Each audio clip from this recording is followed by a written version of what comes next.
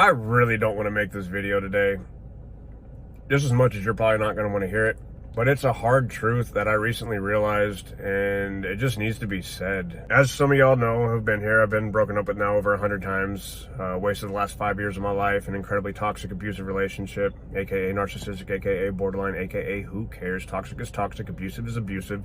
If you're in a relationship with one of these people, you should get away and get away as quickly as possible. Something that I've realized recently, and this, like I said, this is a hard pill to swallow. At a certain point, and I believe all you people love your people. Like, I believe that that's a true thing. You're in love with them. Not in every situation, but in most situations, you actually truly love this person. But at a certain point, your love is actually hindering or even hurting this person, the toxic person, the abusive person. What do I mean by that? If we continually allow these people to hurt, abuse, lie, cheat, steal, hit, abuse, whatever, manipulate, gaslight, divert, all the things that they do to us, break our hearts over and over, push us away to bring us back, and just all the things, if we continue to allow them to do that to us, they're never going to get better. How is that person going to ever get better? How are they ever going to get right with God? So ultimately, they need to be right with God. They're separated from God. If you're with God, you're not behaving in these ways, both for them and for you. So again, that's also something you probably don't want to hear, but it's the truth. There's something going on with you and your relationship with God that allows you to be in this relationship, this toxic, abusive relationship. But also, I know what happened with me was I was so convinced that if I continued to forgive her, if I continued to show her love, the love of Christ, the Bible tells you, love your wife like Christ loves the church. And so I thought I was sacrificing myself and just continuing to show up and not bring up, got to the point I was not bringing up the past. Whatever happened yesterday was irrelevant. Whatever happened an hour ago was irrelevant. We didn't talk about it. Why? Because I was trying to keep the peace. I was trying to forgive her and just show her love. I was going to love her through it. I was going to love her through it. But here's the thing. I'm not God. You're not God. Only He can change their hearts. And they have to have a want and a desire to change their heart as well. These people don't ever have to acknowledge what they've actually done, and we keep showing up, we keep forgiving. Why would they get better? I'm gonna go with cheating for one. And that's not something I hopefully didn't have to deal with in my relationship, but hey, at the end of the day, you never know. But if somebody continually cheats, if your woman or your man continually cheats on you, and yeah, you might get upset, there might be a fight about it, and he leaves, blows up, or you leave, blow up, or whatever the situation is, but then the next day you're back together and it's like it didn't even happen. Why would that person stop cheating? Or if that person hits you, you get mad, throw something at you, hit you. Like I just made a video about that, about, physical abuse, of men going through physical abuse with women and whatnot, but women go through physical abuse with men too, so I'm not just singling anybody out here. If I can get mad and hit you, or she can get mad and hit me and throw me out, and then the next day I don't even bring it up, why would she stop doing that? Why would her behavior, why would his behavior ever get better if they're not being held accountable for it? And so let's take that deeper to a more spiritual level. How are they going to go get right with God? How are they going to come to the realization, you know what, I really need to stop hitting my significant other. I really need to stop doing these horrible things. Why would they change when we continue to forgive them and allow them to get away with whatever they want to? I'm really embarrassed by this, but I realized the last year when I went back to her, I started the channel on 75 plus breakups, did the 6 months no contact, and then I went back to my ex, was gone from the channel for a year, had another 25 breakups, and my heart's even more crushed than it was before. I realized over the last year when I went back to her, it was she could get away with anything, anywhere, anytime. It didn't matter. She could hit me, scratch me, throw me out, tell me she hate me, throw me, or threaten to call the police on me, do all the things, I could be sitting there with her and she's basically caught in a lie, called out, and then her response is, get out or I'm calling the police. It's I just caught you in a lie. But your response to me, we're laying in bed together, and I'm not even making a big deal about it. I remember this particular situation I'm referring to. I even told her, I was like, look, I don't even want to talk about that right now. I know you're in a really bad place, because she was in a really bad mental place.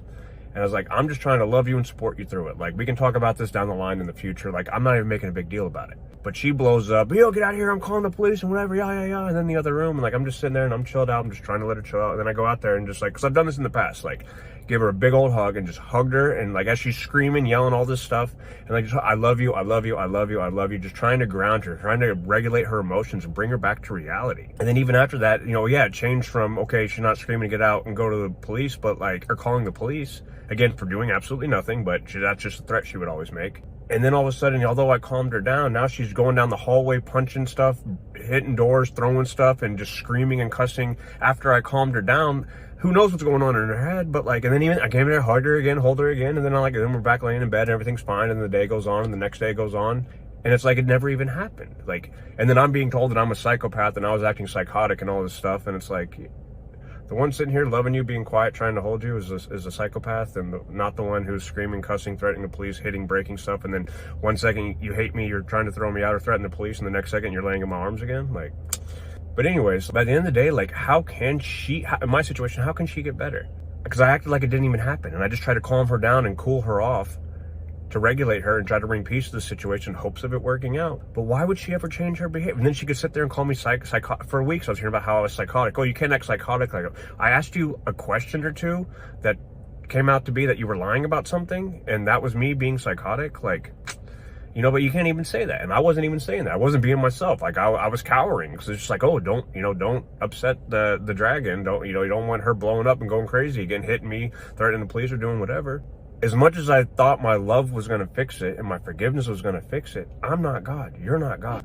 It's like the Bible tells you. Some plant, some water, but ultimately God gives the increase. Yeah, I've done my time. I've more than exposed her to Jesus and the truth of Jesus and all that. Again, this is a tough one to say, because like, I don't want to believe it. She was never going to get better with me being in the relationship with her.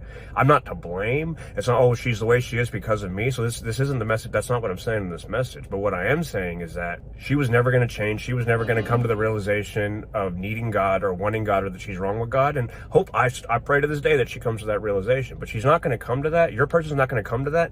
If they can get away with whatever they want to do, if they can be shady and abusive and hurt you, if you just forgive them like it's nothing, they're not going to change.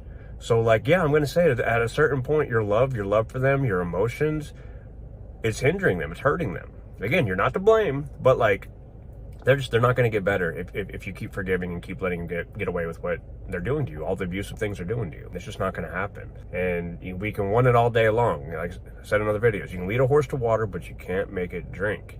You know, and I still pray for my ex. I'm going to be talking that real quick too. Hey, I hope you find today's video helpful. If so, or any of my other content's been helpful or blessed you in any type of way, I'd be greatly appreciative if you could help me out by liking, sharing, and even subscribing. That way it just helps YouTube get it out to more people. That way we can help more people heal and more people come to the kingdom of Christ. Love ya. Peace. I know that in the healing process, you know, and I'm still in it. I'm not claiming to have it all figured out, but I'm still in the healing process. But I know at certain points, like I'm sitting there in bed, I'm clinging on to life, or, you know, or just super depressed and not wanting to get out of bed and all the things. And I'm sitting here praying for her, that she gets better. I'm gonna go back to the Bible. Again, I know we're not gonna, no, I don't want to hear this, you don't want to hear this, but in the Bible, it talks about the speck in your brother's eye. It says, you know, why are you worried about the speck in your brother's eye when you got a plank in your own eye? Hypocrite.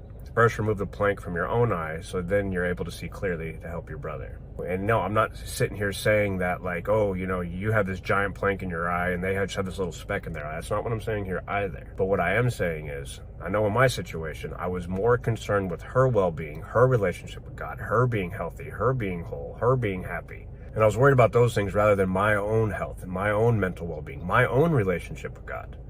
You know, foolishly, I was to the point of like, you know, I know, yeah, I'm not really listening to God, I'm kind of away, but I'm trying to help her see God and help her get healed through God. But like, I knew consciously that I was being disobedient to God, that I've mentioned on other videos, I know, but like, ignorantly, I thought that I could just kind of like not pay attention to God in my own life, and I could just come back to him and it'd be all easy and everything. You know, I just thought it'd just be so easy to turn back on. And again, I'm not saying that it's not easy to just turn back on, but like, I'm having to rebuild my relationship with God because I got so far separated from him. Because again, I wasn't concerned with what he was saying and what he was telling me for my life. I was concerned with my toxic ex and trying to help her.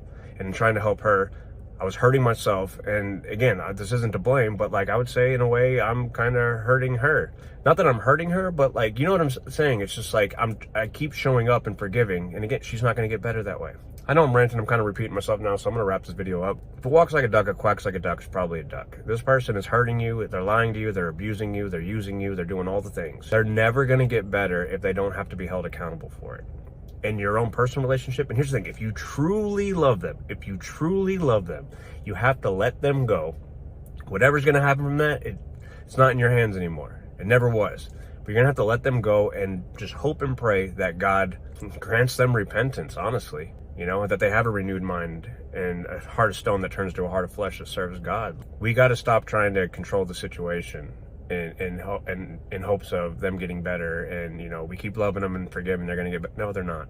You know, so, hey, if your person's willing to acknowledge that they've been wrong and they need help and they need God and they need other mental help and all the things, and they're willing to seek help for it and change and seek God, I'm not saying to stick it out, but I'm saying only in that instance could you even be open to the possibility. If they're not willing to even acknowledge or willing to get help, you gotta run. You gotta get away. You gotta get your life right with God and hope and pray. Hey, maybe they will. Maybe they'll get right. You know, you never know. Our timing's not God's timing. I know I'm not sitting here holding on. I'm not telling you to hold on to hopes that your person, whatever. You gotta work on yourself. You gotta get right with God. You gotta release them.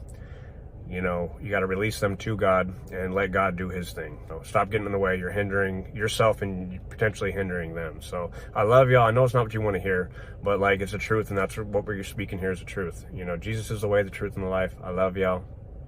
Oh, last thing. So I know I was saying, and I don't know if I elaborated on this. You know, yeah, if you're more concerned and you're praying for this person more than you are yourself, if you're more concerned with their relationship with God than you are with your own relationship with God, you're in a dangerous place. You're in a scary place, and you're getting further and further away from God, and you're just going to get hurt more, and it's going to be harder and harder to get back on track. And trust me, you know, 100+ breakups and 5 years into this, I've lost some time. I've lost a lot, and I just don't want that for y'all. And I know some of y'all been in this longer than I have even. So like, get your lives right, seek God, get your identity back, start walking in who you truly are, who you were before this relationship and it destroyed you. I love you. Jesus loves you more. Peace.